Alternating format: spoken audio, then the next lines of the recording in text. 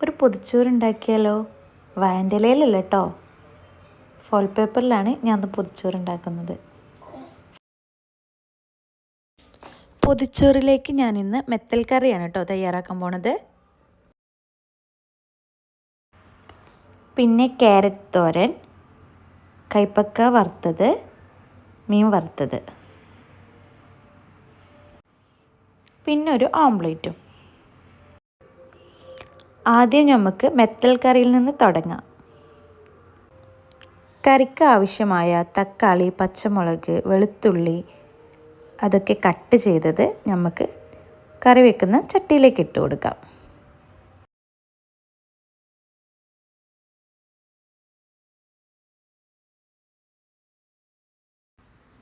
നിങ്ങൾ ഈ വീഡിയോ മുഴുവനായിട്ട് കാണണേ.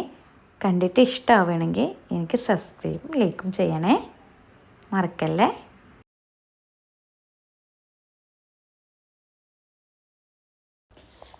പുളിവെള്ളം ഒഴിച്ചു കൊടുക്കുക കേട്ടോ. കറിയിലേക്ക് ആവശ്യമായ പൊടികൾ ഇട്ട് കൊടുത്താലോ? മുളക് പൊടി, മഞ്ഞൾപ്പൊടി, കാശ്മീരി മുളക് പൊടി, ആവശ്യത്തിനുള്ള ഉപ്പ്,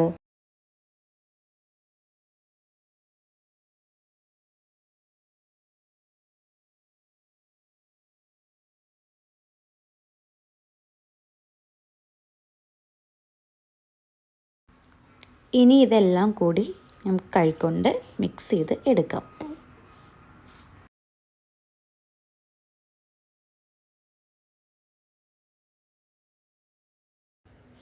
ആവശ്യത്തിനനുസരിച്ച് വെള്ളം ഒഴിച്ച് കൊടുക്കാം.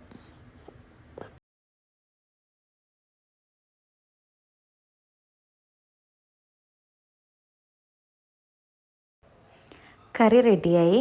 ഇനി നമുക്ക് മൂടി വെച്ച് വേവിച്ചെടുക്കാം.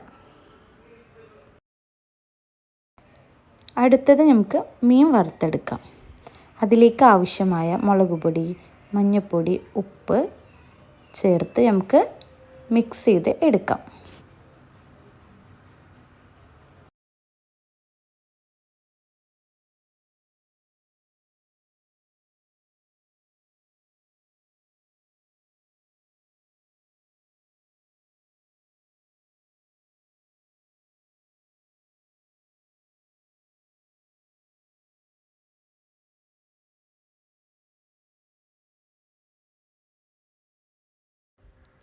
കറി നന്നായി തിളക്കുന്നുണ്ട്. നമുക്ക് മീനിട്ട് കൊടുക്കാം.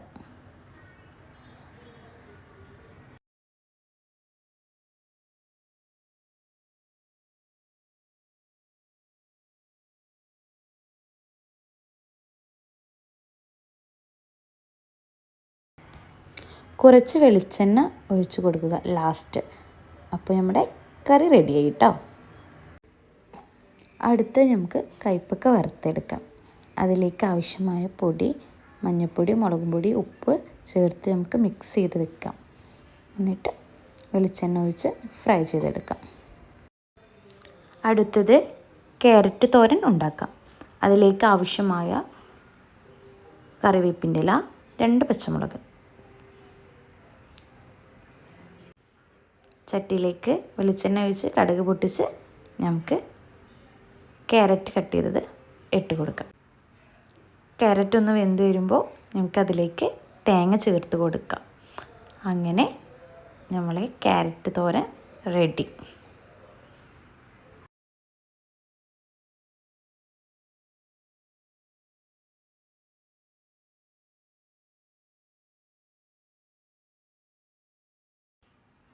അടുത്ത് നമുക്കൊരു ഓംലേറ്റ് ഉണ്ടാക്കിയെടുക്കാം.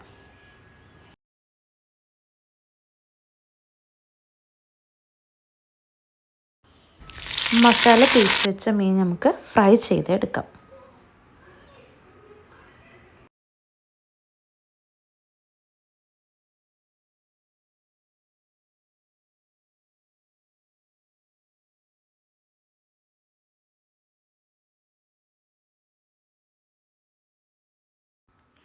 അങ്ങനെ മീൻ വറുത്തത് റെഡി.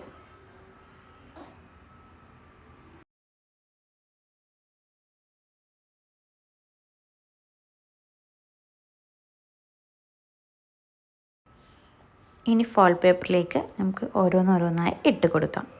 ആദ്യം നമുക്ക് ചോറിട്ട് കൊടുക്കാം, പിന്നെ കൈപ്പക്ക ഫ്രൈ ഇട്ട് കൊടുക്കാം. അടുത്തത് നമുക്ക് മീൻ ഫ്രൈ ഇട്ട് കൊടുക്കാം. പിന്നെ അടുത്തത് ക്യാരറ്റ് തോരൻ ഇട്ട് കൊടുക്കാം. മീൻകറി ഒഴിച്ച് കൊടുക്കാം. ഓംലെറ്റ് വെച്ച് കൊടുക്കാം. സുർക്കയിലിട്ട കാന്താരി മുളക് വെച്ച് കൊടുക്കാം. നെല്ലിക്ക അച്ചാറും നമുക്ക് ഇതിലേക്ക് വെച്ച് കൊടുക്കാം. ഇനി നമുക്കത് പൊതിഞ്ഞ് റെഡിയാക്കി എടുക്കാം.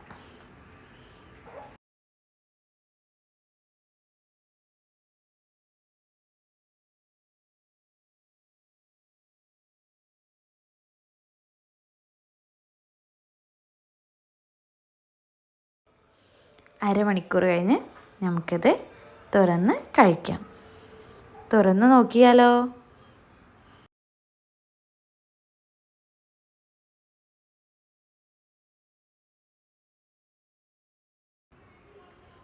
സൂപ്പർ ടേസ്റ്റാണേ. നിങ്ങളും ഇതുപോലെ ട്രൈ ചെയ്ത് നോക്കണം കേട്ടോ.